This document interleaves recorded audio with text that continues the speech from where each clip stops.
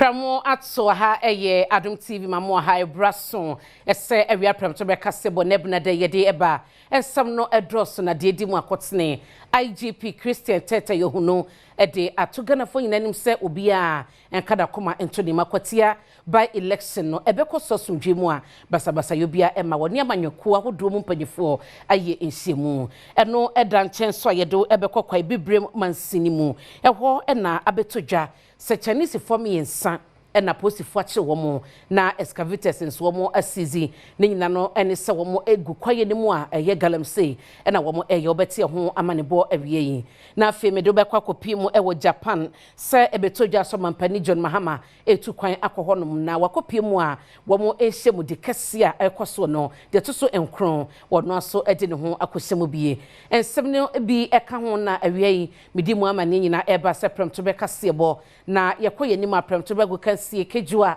ede beba afi enigi sem ne obi man so manebo yede ne nyina ebeto ato so edin amegye so ene abena pokua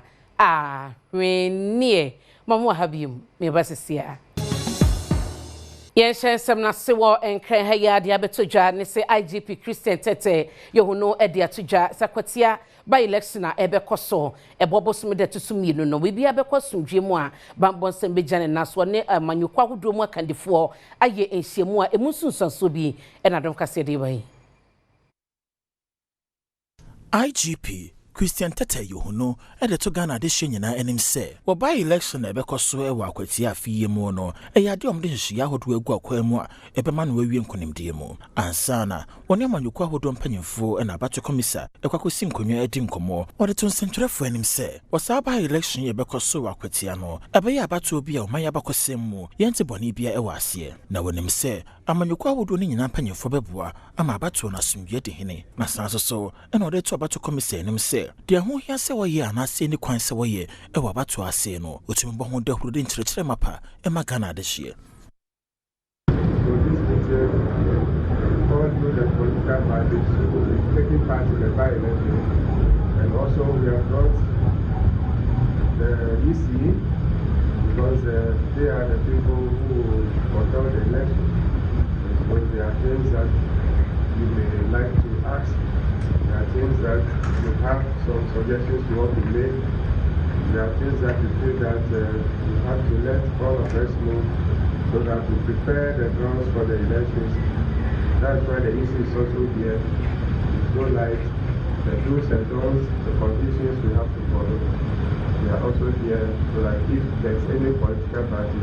that feels that there's something that has to be done that is not yet done, we can all put our heads together to make sure that those things are done and then we have this elections coming on very quickly. So we thank you. The media want you to stay down at our executive reception and wait. When we finish, then the political parties will address you, and then our public affairs will also give you some support of what would happen. Medewe kwa poemantem ni mu ana ye gina wachim abamu ewo kwa bibre mansini mu na Chinese form yensa na kade posifo ache womo galamsey ibi na womo ye no mo che womo no excavators machines akese ya womo di tu efom edi sadwuma no so no emumienu na womo age efi womo nsem kwa ebibre mensini penimpa Emmanuel Kofinti eni Adom Kasee hwehwe nkomo eni wodi tu dwase kada posifo ya district commander ASP Ballot Bernard edi wanimu ena obi yi wo mo asotire se enipa bonifuo bi etu efomagudie ewo brim esukasiye no so wachima bam ye no wachim kade na bra wokoduru ho no se China form yensa ene Ghana fo bi ena egu ho no obomodea eche China form yensa ya excavator mienu anu wode ye adwuma nso ofaaye nanso kurumafo de wode won ho eka enwura sisi wode wo makoma Eastern Region National Security a enche wode wo mbekwa akogina emra no enim excavators nso wode akosi kwa Ebibre Municipal Assembly Office no enim Emmanuel Kofinti ede sankyere mu yi ena etudwa dene nansa kwasiada me wasol de pon so se pe na me chairman efre mi ese China fo bi wo baabi etimi de matade am de kwa asol no endo ana me de ye den ekoye me ne district commander of police eden ne ma ani ye nyina ye koye no nyame Adom no kuta escalators mienu nti eche won am ne ba bodia eko han low bed ebesen ko na mekota say machines no sisi bede abegu ase no China for ndie ye do nko akoma regional command ewo chebi mate say ene won de won ye den eko court it after court no ana won ba beka so de beja won ana excavators nsumienu no so ye den esimi ha sisi so be si aka be free court ono na medewo ekolowa axim na nanomo atena nkonya wo hono ma panyia yebeka so no ene wo hene ewo ho eye awulai atibrukusu ya wotoso miensa wode atodwa se obi bia wo ye hene hye na se na wode wasase be ma na nipa bi de galam se hwehwe mu koso na ho bom akonya na wote so no won betu afri so awulai atibrukusu wotoso miensa abo ehemfo ene ahemafo ekoko se woni a wode wo ho ebefore galamse yemu ewo ne kuro no so na wo beche wo no mamara no ene wadi odi sanse mu etujo wabra lower axim traditional council meeting ekoso ewo enzema ismensiri mu watoye mantemu ochemu se ba papo ye gina papa bebenyi galamse no galamse se amo afede na na menya ya ajpene ya atumde awu biara wukrum wo be galamse no se police for baba and for baba watch wa no cha etum we fiafo watch we kim ya ntwan mo nka da bia aya won law no wose criminal na asa obaka da criminal no na chere bia wodo akọ court of competent jurisdiction ma announce da e bia eye ananya ye no tell them wonya watch we kim a wo chere aye in the sense that wose eye panyin na se den wo mo froba wo we na nka na nka wo sha eye na ka wefo enwechi wasabo na hemfo nketwa nso kokko se wonche wo ho emfiri nsase ya woton no mienu no miensa ehoma ekowiase ede ntokwakyene eba ewo ne bro no eso kromha ni me be rekodo kromha no ma oya sefo ebrim asha so totonton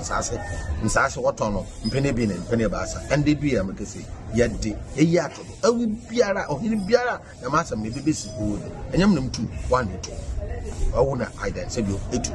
na nanom so ode ehu de sebio nsase na ebinum osoro wotwen bum maka mo watch on asiri ne enye bibi tira asase enye de osa foforo besana ba abrofo na wotum wepia nsu tem wepia na de ntum pia bedam ndi maya bato no sebio ode afebi ma mo watch on asiri asase onye ankasa ye japade o buri bese o se ye hen ye ba de ye behwedo it has been entrusted unto us to take good care of us for the born generation and unborn generation.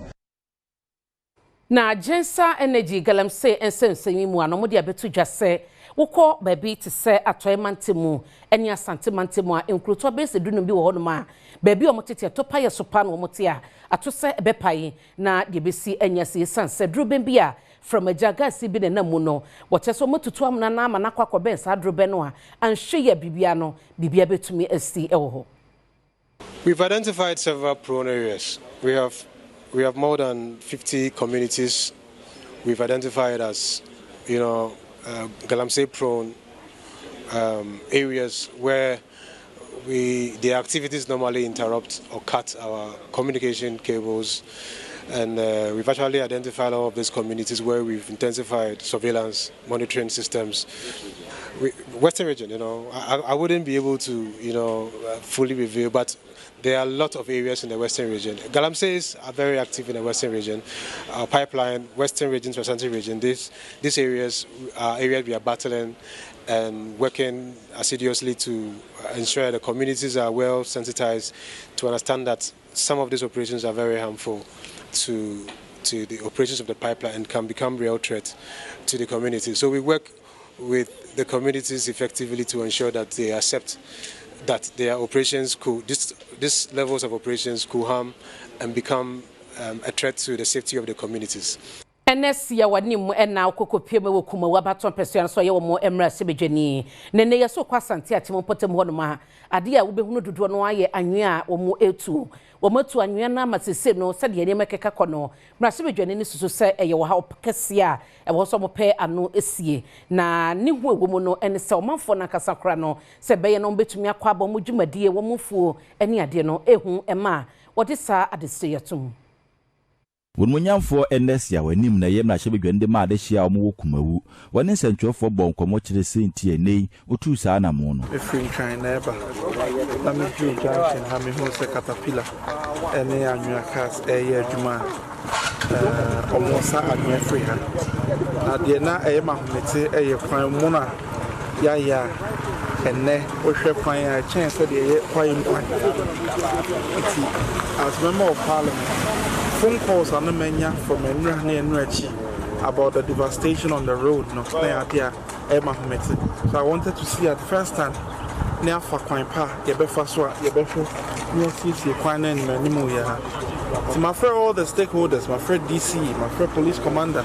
our friend Penny for Hanya, young Fakwaimpa, or more, so assembly, I'm on premise or Muntuania, the Fakwaimpa, Yebea, on say, Yepaya. Otware nkasa se wontena ho enhwe ema enkofo kakra bi eyi edie nti wonfa wona nwetu a wotumbe se kwan kakra aban no aye ama wo mu no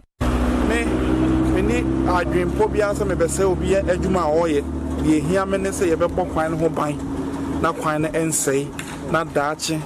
obi ma emeka se kwan ewie afepe ana asei eno no ade ha me eti me ne empenifo ambe hio mo ha kasa se ne ya munamunumu ha no yempe kwan pa ebe pa kwan no so edi nsuo ebe horo kwan no ama kwan no aye se de esitie na omo nso a omo ma pe kwan pa sa ko no ba be fele ha edi adi djuma na ma be na asumdwe galamse kono akoye den ama empejefo na omo de hyehya wodo so ne guso a egu akwanso a ama wo ekɔ ne se de omo betumi na Dr. Hugh Brown Forestry Commissioner wodo ene kwantefo panya wodi wo mo anim wodi ade se ato asafo ahodo nyina anim eso omo so tumi die wo mo ho agimo bie ebo aban no hyehya de gu akwanso se beye dwuma omanfo ne kasa kire wo se asafo ahodo nso mo Forestry Commission ya try kese ehwe wo man yenkwa ebrintu ni munsam so na aka ho bia menei pani kwanchefo da wano ye Dr. Hugh Brown ya tudwa se kwan a ye boaje yenkwa ebrintu esi wo no nye ba akofo adwuma wato nkrama ensafo wo man mu se ye nyina ye mfa nyame asem so mfa mwasa de be ya akwa ebrintu no ye bitimi age esi ho Forestry dwuma ne dwuma di kan a onyankopon ebode man because obo wiase ni mu ne nyina na de hye ni pansa sayenhweso nti forestry adwuma ne adwuma di mu a ehu hia na Forestry Commission ya jatum say yenko a yentumi nye Ministry of Lands and Natural Resources and omaso yemu omoboayen all the security services boayen media munyina mo boayen ma but ekonedin nti yesre asore ne se yapa won cho so mu hu say illegal activities ekoswa say illegal farming say illegal mining aye galamsey say nuetwitwa yen stop no emebu na wo kroma ne bi wo ha mu ni adwuma omoye nti ho na omudi omani akere na omoye galamsey da bia ye tin se me ekoso nipa ne bi wu nipa ne bi pra ama se say forestry staff kwa bi wo akwaya ekwa adwuma yentumi nko because galamsey fo age kwan nti yesre mo esra sorry ne Medewe Kotema Community 1 baby wo hodma ye fre Hotema Casino na se ye kese se ankrankra bi ababeji sa ehonum ni nyina ma kota ma ne tumi ese bibi edan bia na obi bibi esiso no wotumi dwirigu na mso magedefo Hotema Casino hodmo de wo ma no atumu a wo mo etre mo se wedi wo ma no aduane e na abom na Adom Kasee e de akire ho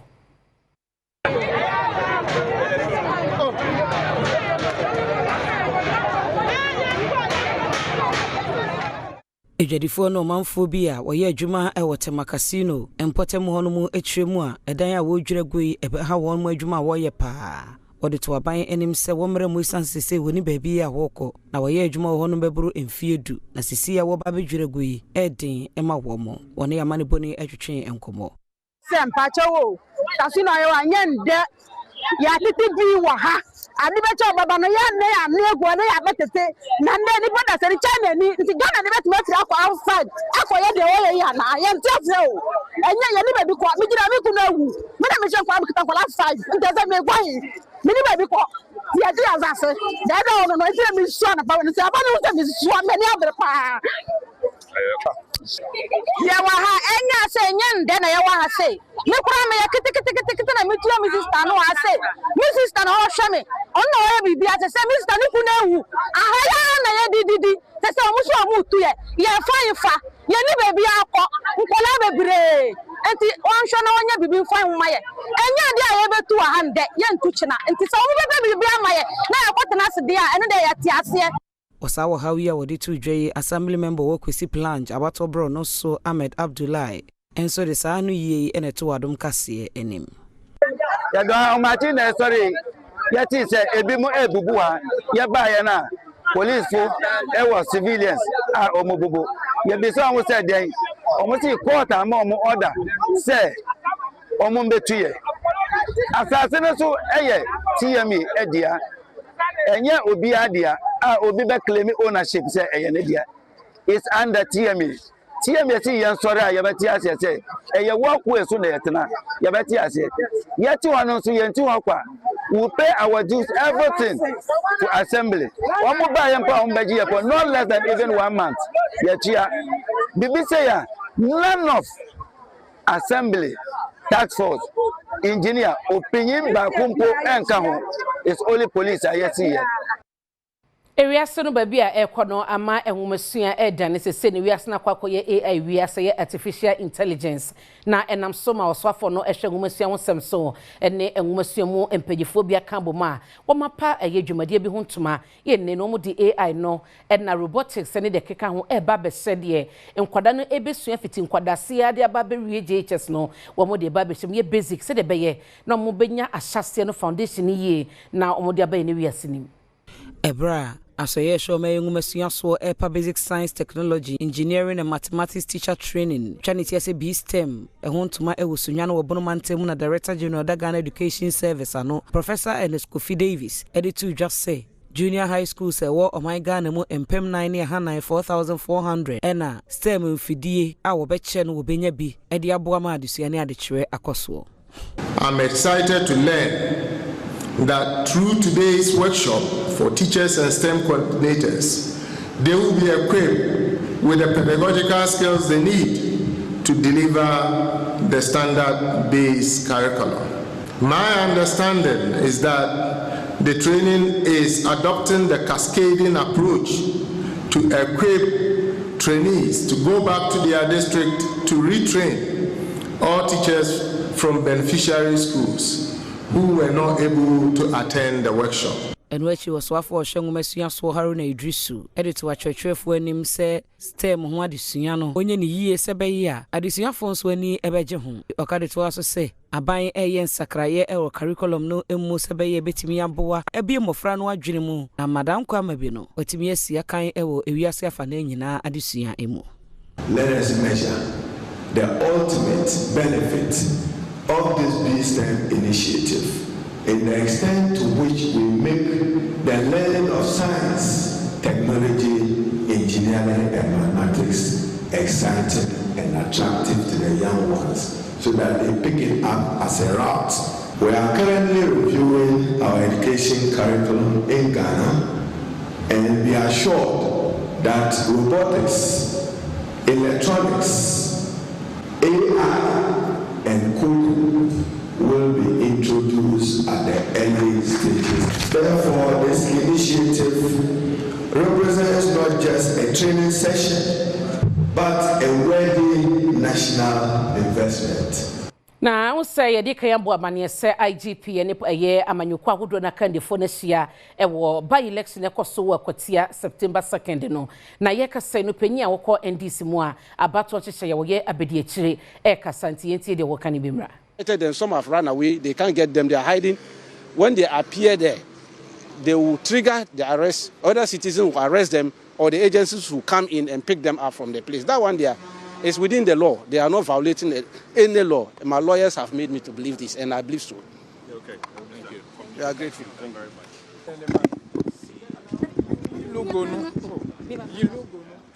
Penya hu se okasa no eye Rashid Tanko computer wono na oye deputy director of elections and IT e wo NDC mu yekoye nim no commodity to dwa no ye de no so ho amane ebema ho na omampani John Dramani Mahama e de to dwa e se abrehosam e beto oman Ghana be se na wɔtwe ene kakrani a na wɔtwe mienu mompo na yekoi no na ekyerese wɔmo etoto eniema ya wokopo Jones a wɔmo ebesi science lab a wɔde Dr. Mane Boama edin ebeto so na yensan enko police wɔmatena kese wɔmo headquarters ho na bi eye MPP amanyoko no edoma no boaboafo organizer wɔno so konhyem ni bia okasa yenti no.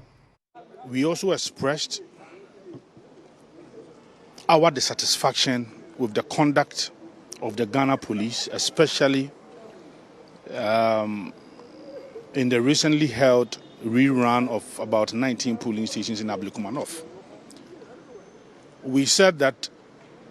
thugs who were linked to the NDC, who caused mayhem, their images are all over, the videos all over. And as we speak, the Ghana police has not effected any decisive arrest. We saw a communique that stated that they have arrested 2 persons. We don't know what came up. We don't have any update. Were they put before the court? Are they on remand? We don't even know anything at all. So we were very, very, very strong on this particular point. And then the IGP said that, look, they are also serious about it, and we should even expect that even today, by close of today, some arrest would be made. We also mentioned it to the IGP that, look, if they want us to rely on these assurances, then they must work on what happened in Ablekumanov. Why? Because if a stalwart of the New Patriotic Party or even any ordinary member is coming to Akwatia with the mindset of what happened to Honorable Howard Commission and my deputy, clearly the person is going to protect himself. And I've kept saying this, that for the New Patriotic Party, we are going to protect ourselves. And self-protection is well stated within the laws of this country. So the Ghana police should give us that confidence that they have dealt with the Ablekumanov issue. We have 2 more weeks to go. And I think that we still have a lot of time for them to make some decisive arrest and put these hoodlums, these thugs, before the law court. We mentioned that. Then again, the police also assured us that they are going to deploy over 5,000 men and they do not need the services of the military. This is purely a police matter, and they also gave us that assurance that this is going to be a Ghana police matter and we do not want the intervention of the military. So largely, the IGP says that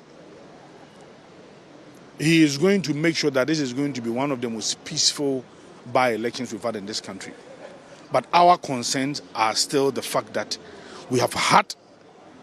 some people who caused some mayhem in Ablekumanov. They are still walking free. They must make some arrest and they must put these guys before the law court. So we said that. Henry Nanabuachi na watene kano national organizer ma NPP de woka nyina mebo ne tofa wose nyame yadoma ebobo sumu de to sumu na bato ebekoso Akwatia no womo de womu sa IGP akase wode ememma posifo makomako empimnum 5000 na eko osinya de asra ni bia so je ni bia ebesi ho intabato no eye policefo edwumadi omo bekwa akohye waso omo bo nanso nano de esiye wa Ablekumanov a ememma kantin kan ni mu nyina da bontin besi ne police for enti obi emfa ne nkogina court eno de sani panatum no etwetwe aso enti fiti ne yakosi sabrene de IGP eni hudwuma na wonche safo na obi wo baabi a wonhunu se wodi sadwuma na emra ne obedi eno achi so no waso wo de esiye no entoso biem to wo no wo ebebo wo ho ban emra no ema kwan se wokọ baabi a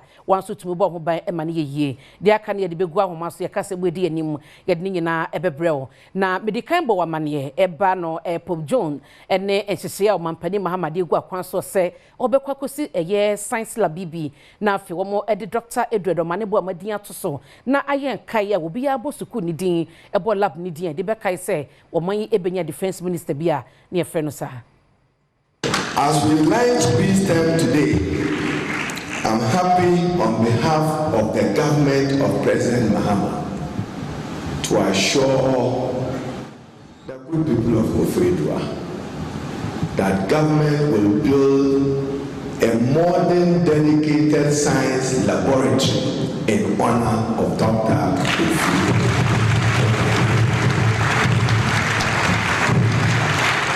Akwatia, in honor of his memory and in recognition of his unalloyed loyalty and dedicated service to Ghana, to the president, and to our country. I have requested the administrator of the GET Fund to make allocation adequately in the 2026 formula of the GET Fund to redeem and honor this pledge. So, Regional Director of Education, you will benefit from that allocation for the science laboratory you so. Na Presby asafo ye wogana ha say wo mo ekodi wo mo edwuma wo mo hyemu de kase a etoso adwonunum de etoso 25 na ekoso Akwatia Rock City Hotel na emu no na asafo no de atodwa so mo de pickups miensa ekwakoma eye bono apoye na atifidu mantemu ya ni nyina no ekwakoboa enwumasua enwoseseye nti de kyese enwumasua fa no mo de pickup yi ekwakota achi Sa pick-up miensen abasra sore no ede ama bono poye ene yetifedo mantemu enwumasua so ye no okiremu ebeboa ama akonia bedie efa enwumasua ho no etimi akonkan Adom Kasee ama ne boni akwasi Dwamnan director Awada Presbyterian Schools in Ghana ano Daniel Yebo ahia no etwetwe nkomo ene wodi tu just we eka asore ni tirimu pose o my Ghana mantem dun sian mu wo ma wo no mahyen no wetimi ede adi dwuma no ehu bi and yet learning the Edika Kasama unit officers. This is the last batch of vehicles that is being donated to the unit office. Yes, as it was Eastern region. Echo Central, Volta, you have given us this Ashanti. Into the last batch, every Presbyterian regional manager of schools will have access to vehicles. And it was a decision that you took. Said you money here and baby in schools we want to let the managers have access, at least provide them with the mobility so that they can visit the schools and support accordingly. It is a commitment of the church to ensure see a number in school. Ano si yepe na bono mantemu manager Awada Presbyterian School Education Unit no ano Johnny Abeka eda asore kase yase se ne mpanimfo adwene wo mo ho kyeremu session yo behweso yie na botayenti a wode baaye no etimi akonkan abeboan papa esan say meme area no cover 3 regions na schools no so motwe na kan ho a abedin se obefa bobo ya na se tax na trotro nti we ne de nyame a waboan say Emra na enye adwuma ntia beboan pa nine ayen teacher o schools no mu ama ya hwe niam a ekoso schools abo ama nkra no performance akwadum nyame nhwom bebre Chinese ni bia no ete Ghana ha say adwene Ghana nkwada yi bi ho ama ene okobo akra MA Yesu kunimu a wabomodia asi atenaye a wode ba bekyere Chinese kasa no se de be na nkwada no enyini mu no kasa no so be ya de ba kwa beka de omusua e wo hanaboa enwumasua China this year one more on my Ghana mu akwati eye Chinese learning language ewo Buankra MA Junior High School na nimpompo so enyina kire mu se one mo epese China kasa no one mo kire Ghana adehye esan se one mo abie companies ahodo bibre wo my Ghana mu a wo mo pese omne Ghana for eye adwuma na so no esan se China kasa omo nti no eno na ama akoye bibie ho eno mu na Confucius Institute ewo Ken University apon Professor Zibu woni Adom Kasee ebo nkomo no wo kire mu se. Okay, I know that there are many Chinese companies here, and they are in need of many local workers who can say some basic Chinese. So the Confucius Institute can help providing this kind of language training in a way to help on the one hand, the Chinese companies, on the other hand, for the local students who can have a better job. Enwachi na Jisu Municipal Director Edima Enwumesuya Owura Kwame Owusu echire mu se ehu behia se Ghana this year esua China kasa. Na akwame bresu na beboa Chinese kasa any ye Ghana for say Ghana for bebre efiri akọ China akwa ba kokora wo ho akọ China waye no masters waye no professorship na wo say enyoma na adisua wo sua na ni nyoma wo ye no different no say akosua nyansa foforo na ade a ehihia e Ghana for ye nya e beboa wo say Chinese for the ade ba Ghana ha wo hwe kasa ya nwran wo hwe but wo kasa na ade na droko no de ba akora kinkan wa wonti kasa na sen obitima che wase enti mi hu se ewu hia se ebenya Chinese kasa ni nsua o Ghana excuse me kaka ku abrante amanebo Asante Mantem na mijina esemi so twa me ho me basisia Mamena se ogoswa ekame ho awie na mede wo kwakopiem wo Japan na Tokyo ensiamudi kese bi ekoswa efa abibiman empuntu eho na wei eye de toso enkroma mpani John Mahama ebu na ketem eframa Ghana mu no akopiem a wode ne ho kose dwumade no Ampanyini John Dramani Mahama akwakopiemu ewo Japan ya 9th Tokyo International Conference on African Development ya ekoswo no okobi ode Emirates ewiemhyen flight EK318 ena ekoyi ya Sejumedi Srumpon ede ebeman penifo awodo eneba behia wotoato adwene afa kwan ye obefa so ama edwadie ene ebeman wiase afa na nyina enkanko etimi akoso nhyiemu ekoso ewo Yokohama Japan sanabo so mede to so aduno dikosi aduno mienu eso na afenso de edruso no ye Adom trotro prince oso asiedu ewo police headquarters na ode electoral commission adin komo ebobo some de to sumi no Akwatia omokwa akoto aba ayi emrahye bedwani foforo se wo mrahye bedwani no waka baby na prince eni EC akasa bra omoni IGP hye ne ba na wiye yenhwe bimra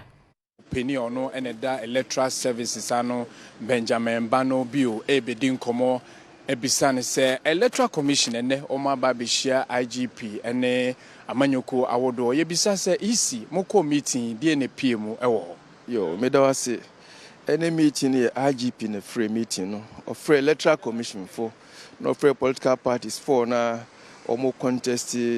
ewo sa Akwatia by election media for nso mobile bi na die beka nyina ye nhihia ya ye nyina ye di gu kwan mama Akwatia by election no ayasumdwe eno ne ebesi supo na IGP no maye hunu nuomom de agu kwan mu de wose obia ye political parties in rule so mo play electoral commission so ma onum nyina hunu hye nso de ato ho no mo a yebetima yama abato na ayasumdwe na parties ni be raise issues for security omo refer to Abrekumanof nsensim we see ho na IGP nso ni team chirechiremu se they are se omu dijuma na saa numi si Abrekumanof no bi ntimi nsi wo Akwatia by election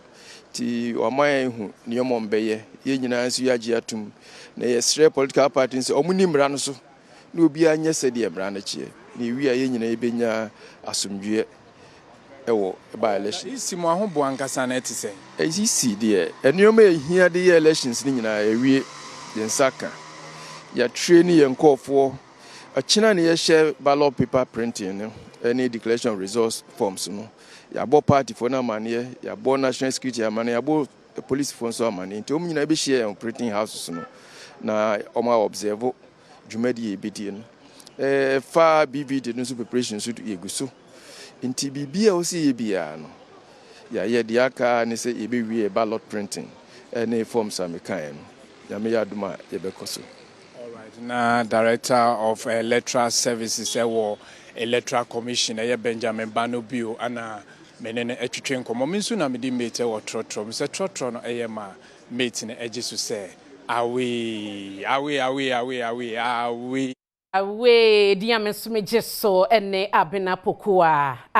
renie na Public Accounts Committee adi enhyiamu ma ene ye kasai wokọ asoya womo ehwe enkrato ensem so a eye Minister of Communication womo so akoyi ensem bia na nita eye efa ba kwa ehwe Communications Ministry na se womo epenya okopi mu hodom ne yenti okomo ni bia ekoso no.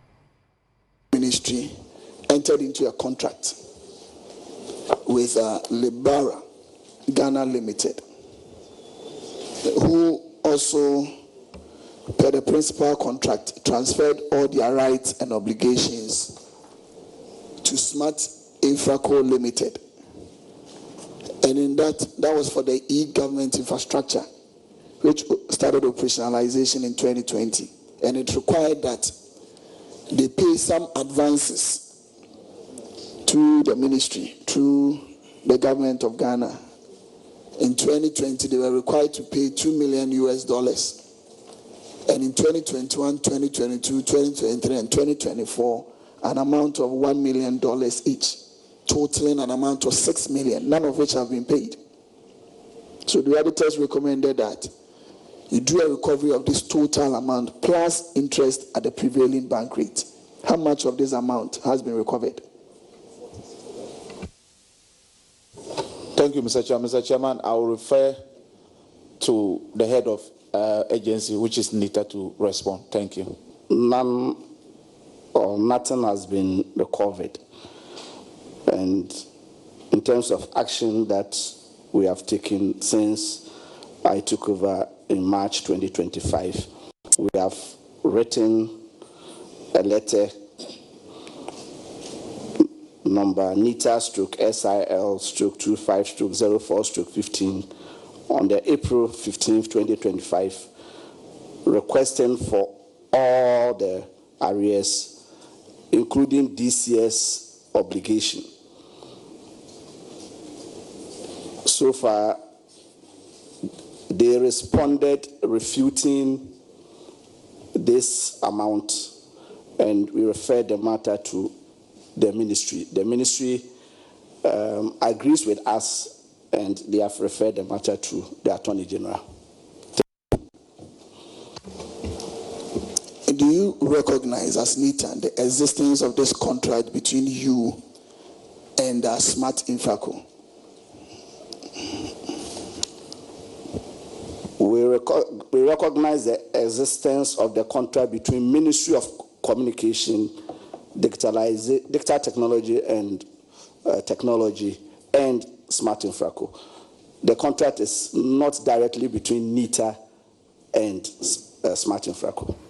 Na wo hwe ora Mark Oliver Kevo, Dr. Mark Oliver Kevo no na ko NITA o yeka ni forward mo company bia asma wo mo eche so mo ne mo ko apamu no wo che say Communications Ministry na kasa ene ne mo ko sapam na secretary bi kokoko mo fi 2020 no na mpanyefo e wo eye abadwako no so peso mo hunu say sa sika na wo mo etuetue ni mu ahe e na wo mo agye sasato ne general na sa auditor general no eye sa sika ni nyina no wo so mo sanso agye edeba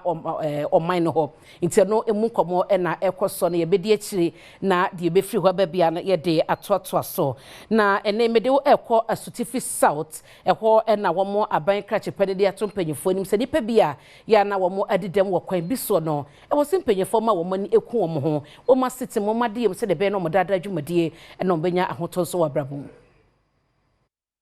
Elizabeth Hato ewo Asutifi South mensinim wa hafu mantemu ya sebe wadidem wadi ato mensinu assembly nim se wo ma nani enko wo mu ademdie wo ho na wonhwe wo mu yi sebe yi a wasesere mbahin han wo mu ne Adom Kasee twetwe nkomo won kasee mu ene wo kyeremu se emre bi atwam no abiden hyehyeye ebaye a ebo a wo mu asebe wadidem pa na ka ho bi ama sese bebre na enya adwuma eye a wonsa ekọwano ne senti mensinim panimfo emfa wo mu enhye onjumadie mu na se bosen anase emfidi a onfama wo mu no mfanya adwuma temre bi atwamu no ye ndi se ebofo omo yiye firi eniema bebre mu omo ye bibia omo mfa ye nka ho nti yesro se emre a wabayi yesra mu nyuma bebre a mo beye no mfa ye so ye nhwemu bi na yetimi ye adwuma eye ema ne bro so kra bebre ye schoolfo ebi ye dwadifo ebi ye schoolfo ebi ye o ma ko school ewie omunya adwuma nka ombetimi aye bebre no so ye akuafo nanso se niam ne basa no a no ma ye afrim se ye akuafo kola omoma ye bi se ye dwadufo na omoma omusika di dwa kola ye nya bi se bibi omba ye bia na se oma pia ya hyenchen enti ama awokyere ene ohia ende ekum disablefo ti yesre ye wredi si se mra wa ba ide yekyere no ntwene ni hwe yen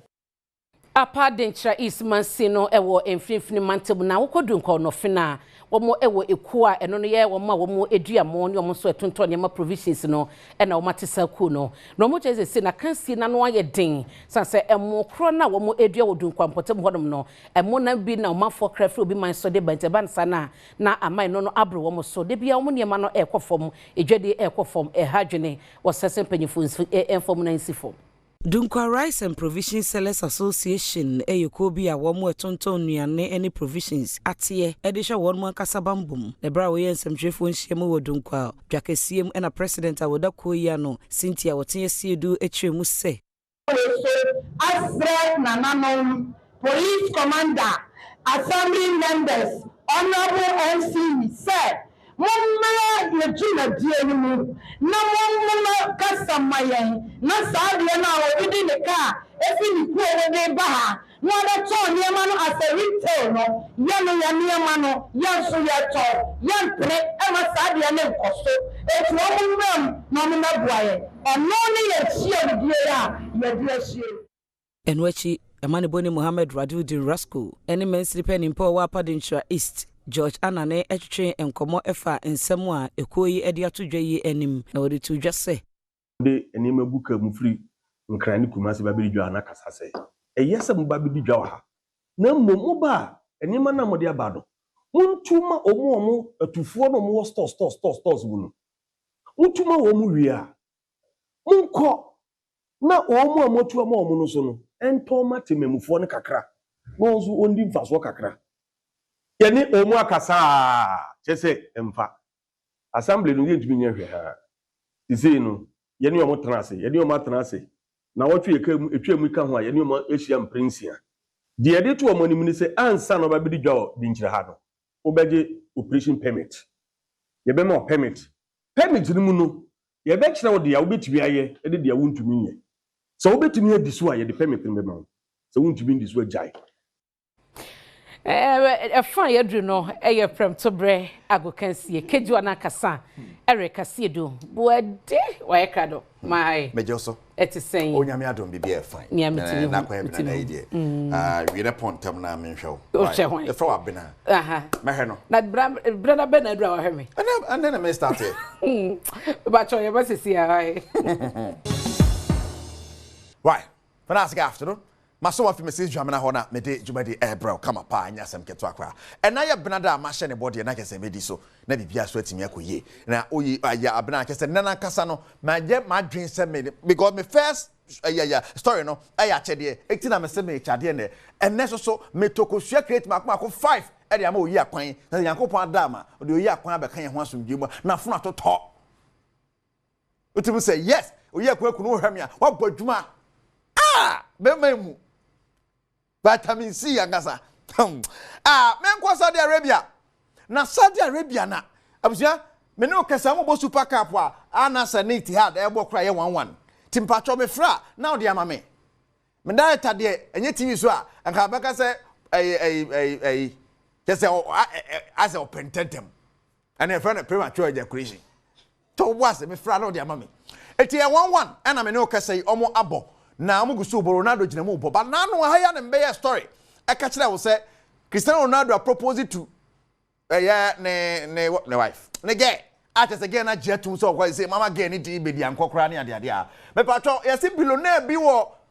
Saudi Arabia moto wo se di Ronaldo aye ntikra no ntino se watumi ya sinibu twan e se afi do peso ware no wo chene camera ti wa to camera yi e ma Ronaldo se obe ware keke no onye camera no fa mboni fie ho ti ebe kuri fie na camera gina na camera ni bubu ani chie na ekoba Ronaldo peso okoba bia wonyina camera ne so mfa MPP okay yate facho menim de ode camera na be ye de ba te so onye che de wo se ko bia so ne de de che ko bia so ne de edimu eti enkan tete no ye sempa ye nananom omnam desert ne so a ye camera ne ade Yesu ba ye wotena fu ponko so satam ne no na ye de ish te ne e bia ka Yesu beta Rolls Royce mu ka fu ponko de enkan Yesu nyanu ye ti bia Rolls Royce bi phantom aha na ya bo Yesu esi na Yesu ba nyaka seka no can fast cry na waji nkwa so but ne de no but those days when they say necra still camera no the cha wacha de wacha de but Ronaldo camera ni ade a menim se omo camera no you ready I don't know but get say na otena so na ye ya wo de abon kwan na why fine nya yi bia aha ni ade a am say kuma say Asante Kotoko say new season ba o sam Jesse o sam bibia ma nei o boss ne so say players na say Jesse ne de o say boss ne so has to look new Tikotoko I say some boss no ho bibia say so ma wala ho ya to ma wa jai Etikotoko ne dani say na o ba abobo no ho Kotoko ne pe na ya ma hyew 3 goals so and o ma tro Asante Kotoko re kese first nation kakre so ma na buzzing say na be o ba hu pe na bibia chen na te bodu kwan kwama high center o say almost na the whole brand ne dash come they say no o ba say kusu na say kutu say bam so o ba ni o say e hu ni na ma convert utimo hu re na de ko na boy condition say kutu say bam no ma be short tre na mo ko the next is Kotoko bala kakai with the new bus hanna bus kesi hanna sa re kakra but vim na I say come spray ni say no za ma na say atene mas ba no mu gusu no mu nwie enti so o ma spray na ash na kala na di na bibia ana sa na so na re kakra but vim my be pick how na mbe na white na ash na kala na pick ni ade abza megina so na media si be jema ma Mrs. Dwamena na watwa so wie pe makoye one oyi akwan show na bibia o channel report no beba bi di keju wan kasa Erika sie dubuade Aniji Semuno James Gardner eyobia oyisini na wode atudwa so no emfa ho so oba anyi chen no se nkita ho no wo ho na anije no wo ho nko ade obetumi ni sanipa no atena mana yi.